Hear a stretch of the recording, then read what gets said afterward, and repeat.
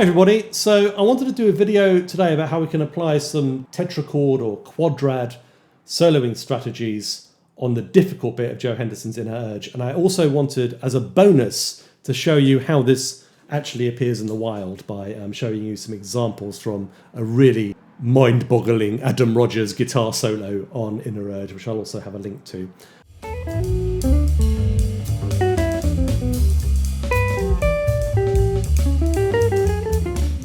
So tetrachords in jazz education normally means just like the first four notes of the pentatonic scale. So for instance, for major pentatonic, 1, 2, 3, 5, or for minor pentatonic, 1, flat 3, 4, 5. I've often heard this talked about with reference to giant steps, but certainly it's a useful resource for any difficult chord progression. Inner Urge, generally okay. It's a non-functional tune, right? So the changes aren't, obeying the rules of 2-5-1s or anything like that.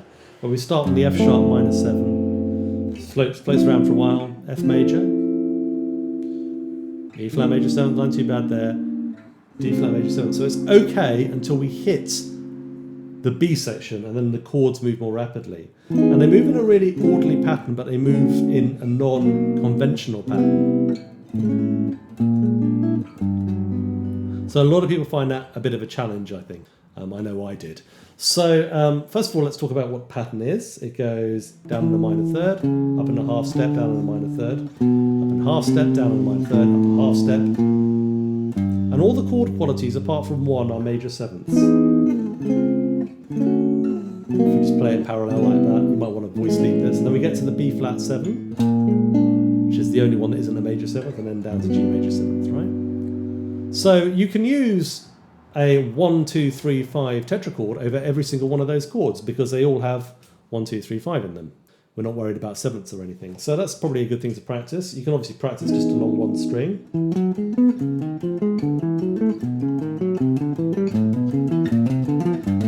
It's a bit low though, so maybe jump up an octave.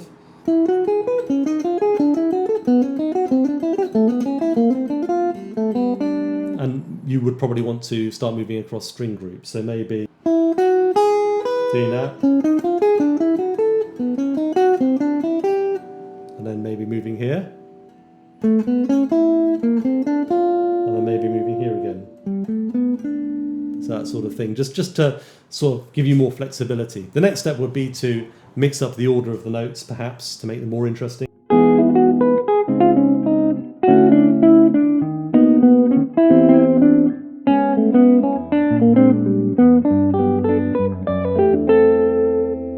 The other main resource we're going to use takes advantage of the fact that this is in fact a major seventh chord, not just a major chord, and we have a seventh. So what we can do is we can make a triad based around, ignore the root and just use the third, fifth and seventh. And we do that on an E major chord, we get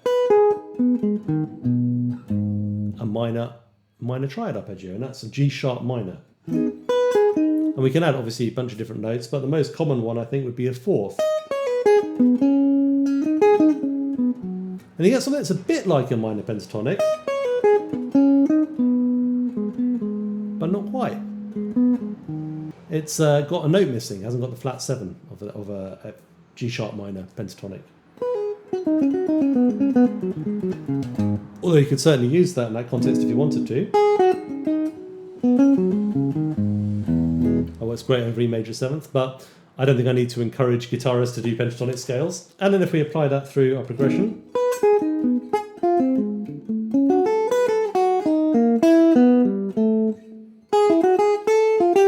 we run into problems with B flat 7, right? We can't use that one over the B flat 7. So I'm just going to use a regular B flat,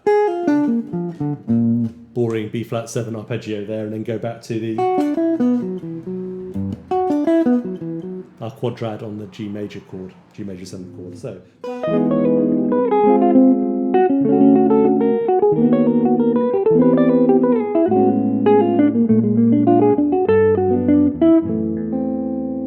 So that's enough of me noodling. Let's see how Adam does it.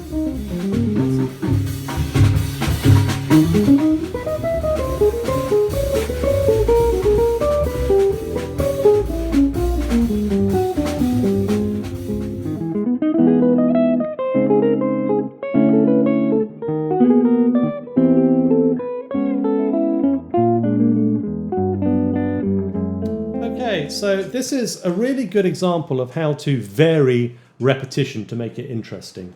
We launched things off with a fairly uncomplicated, albeit quite impressive, E major 7th arpeggio. So we're going to start on the 7th on the upbeat. It's like a lower neighbour tone. It's a common bebop technique to start with a semitone below the root note or whatever arpeggio it is you're playing on the upbeat. So 1, 2, like that, right? And then we're going to carry on with the E major 7th arpeggio. 1, 2.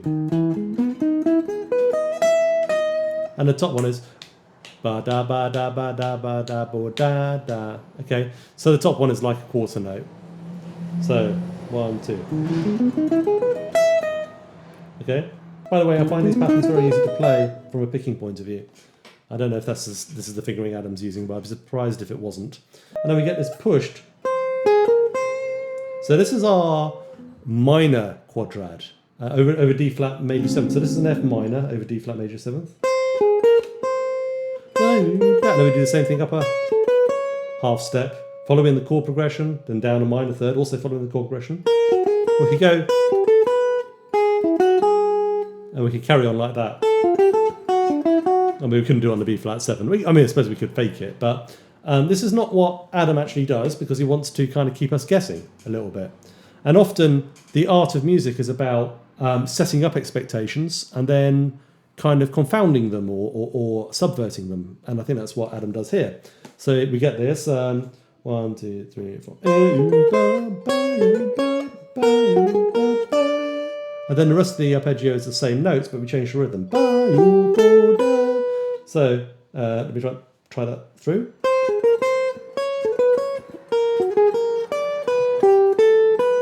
And then we get this arpeggio. It's a straight A major arpeggio, A major triad, no funny stuff. And then we get this. Basically, it's a B flat 7 with a passing tone between the root and the flat 7th. The so-called bebop scale, for instance, uses that. I think it was a Louis Armstrong thing, kind of thing they would have played, or Benny Goodman or something. The rhythm is slightly unusual though. We go 1, 2, and 3, 4. So we're not quite doing what we might expect. It should be 1, 2, 1, 2, 3, and 4. We go 1, 2, and 3, 4, which kind of puts that passing tone, that chromatic tone, in a more rhythmically accented place than we normally would. Makes it sound a little bit more interesting, perhaps. And then we get giant steps. So again, we go up a half step to a G sharp. So this is a straight G major 7th arpeggio going to a G sharp on the F sharp minor 7 flat 5, which is cool because that kind of suggests a F sharp minor 9 flat 5 or a F sharp Locrian sharp 2 tonality. The G sharp on the F sharp minor 7 flat 5 chord is very colourful.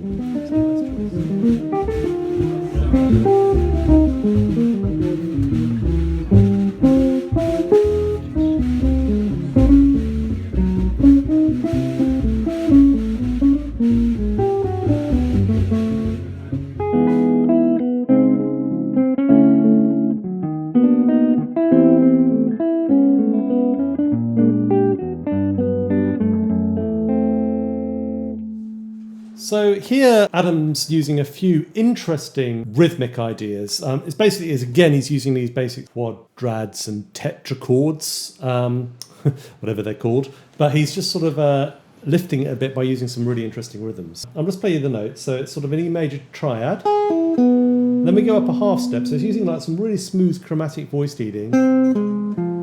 He's playing that F minor triad over the D flat major.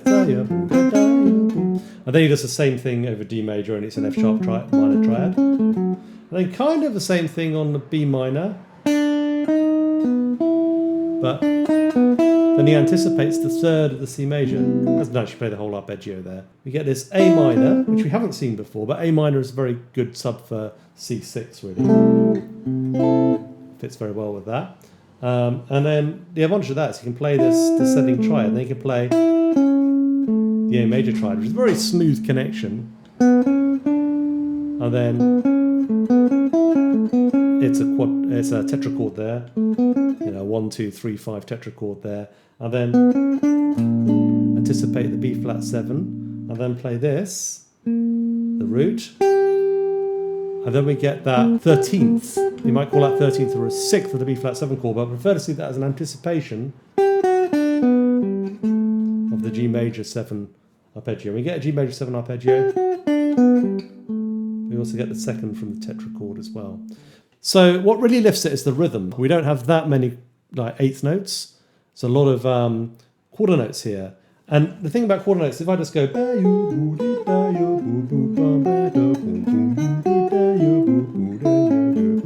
get rhythmically a little bit boring. So what he's done here is he's added a kick every so often. He's pushed some of the notes. There's a video that I've done about this, which I might put a link to up here or here. But it's just putting it onto the and, so it's just coming a little bit early. So, for instance, the very first note, the G sharp. 1, 2, 3, 4,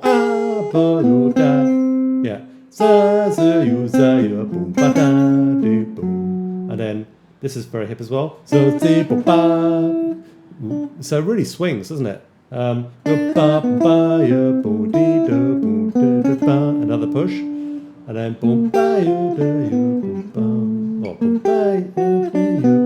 excuse me. So you think of these rhythms like 1, 2, 3, 4, ba boom boom boom boom ba da da da. Makes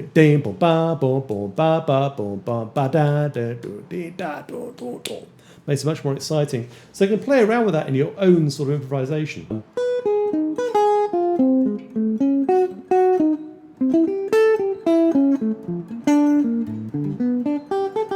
It's a way of enlivening those quarter notes and making them more interesting and more swinging.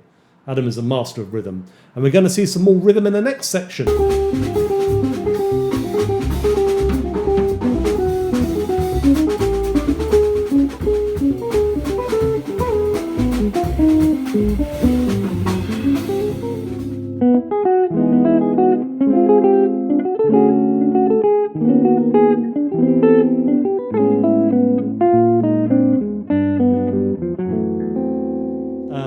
We're going to use a device which Charlie Parker often used. So we're in the time signature of 4/4. 1, 2, 3, 4.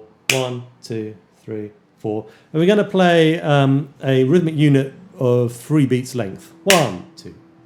1, 1, 1, 1. Back to the beat there. And here we're going 1, 2, ba ba da, ba da ba da, ba da ba da.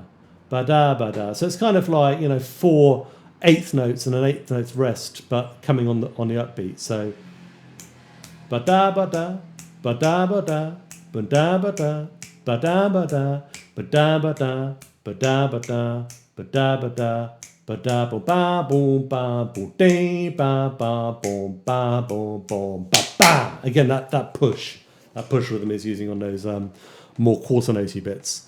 Right, so we're going to start with a tetrachord, and we're going to even come in before the first D major. So we're actually anticipating it by almost an entire bar. 1, 2, and then, and then we go up. We're going to change the shape, and we've got a B flat major triad there, but we're going to add a sharp 4 to it, which is hip. So 1, the Simpsons, right? 1, 2, and then we're going to anticipate the D major bar. Still quite a lot of D major bar left, so we're going to do another one. Same. And then we go to B major 7th. Now we're going to play this one. This is a F. It's an F sharp major tetrachord, or an F sharp major triad with a second added. So this is not something we've covered before, but this gives you a sort of major 9th sound. Barry Harris people might call it, the 6th on the 5th or something. But you put the triad on the 6th, on the 5th. And that sounds beautiful for B flat major.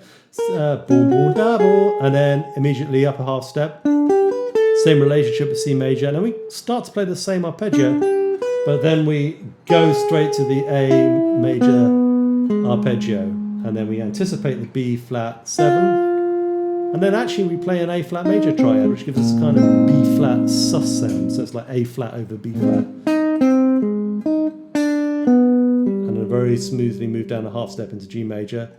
And then we play the F natural, but we resolve to an F sharp. As we'll see in a second, Adam Rogers actually uses the F natural quite a bit on the G major. Okay, our next phrase comes from earlier in the solo, but contains some of the more advanced harmony, actually.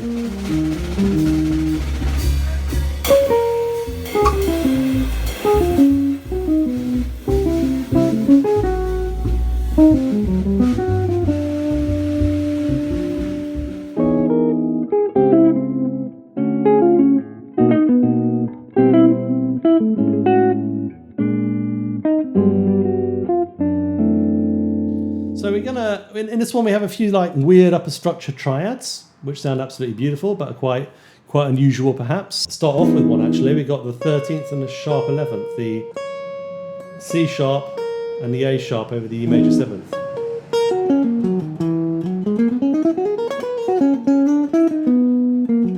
Gives you that Lydian tonality, right? And then right away, so we go 1, 2, 3, 4, 1. So we get this, which is actually a C major triad. That's a third of E major 7th, but we go down to a C major triad. But the chord is actually D flat major 7th. Ooh, spicy. So this is actually a D flat major 7 sharp 9 composite sound. In practice, it's only playing it over the bass, so you might not even notice. But he uses the sound quite a bit in the solo on the A section as well. Same relationship with the D major 7th, just moving it up half step, which is something we've done a lot in this video. And then B major 7th. So it just plays a straightforward major triad. 5, 3, 1, 5, 3, 1 up a half step to fit the C major. Nothing complicated there. So you're boom, and then he goes interesting way of playing an A major 7th arpeggio. And then he goes down to the 13th or the 6th, which is nice. And then he waits a little bit. And then again, this A flat major triad, that thing, B flat sus again, which goes well into the G major bar. So it's 1, 2, 3, yeah, yeah, boom, boom, boom, bang. And then we get the root in the 7th, yeah, boom, bang. But very interesting, finishes off with this. And you'll love that sound of the F over the G major 7th. So I'm wondering whether there could be like a G major 7 scale. Whereas they're playing a 6th, you play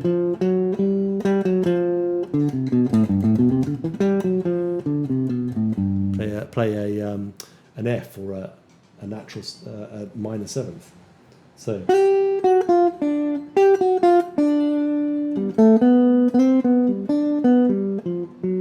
it's a cool sound anyway. He uses it a few times in the solo. Anyway, that's all I've got time for today. It's already quite a long video. Lots of stuff in here, lots of information packed in. I hope you find it helps you play Inner Urge. If anybody's interested, I might put out an extra supplemental video detailing some of the other crazy Adam Rogers lines that are in the solo.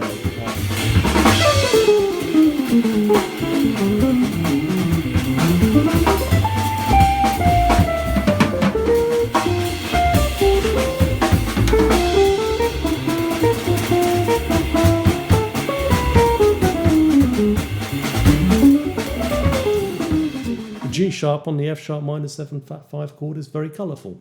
It's a nice choice.